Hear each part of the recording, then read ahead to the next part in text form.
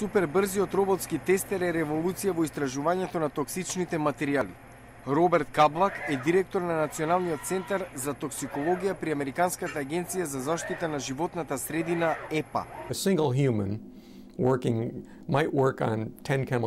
Еден човек може да работи на 10 или 20 химикали во текот на една година. Ние тестираме 10.000 во една недела. Роботот беше заеднички купен од 5 големи федерални агенции кои соработуваат во подобрување на процедурите за тестирање на химикалиите. Планот е да се создаде сеопфатна библиотека на податоци за токсични и штетни химикалии, што денес не постои. Роботот сега тестира химикалии најдени во индустријата и потрошувачките производи, додатоци за храна и лекови за докази дека тие може да одат до несакани здравствени реакции.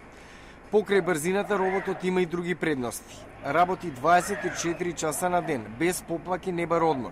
Не користи животни за тестирање, туку нивни клетки. Роботот добива софтверски инструкции за биолошките активности во примерокот и тестирањето се одвива мощно експедитивно. Откако ќе заврши, ги испраќа резултатите до научниците и чека на нови задачи.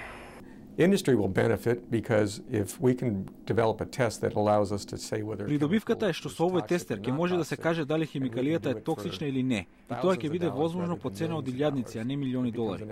Но корист ќе имаат и организациите за заштита на правата на животните, кои се загрижени за употребата на животни во вакви тестови. Каплак подвлекува дека секоја година на пазарот во САД се представуваат нови 1500 синтетички материјали.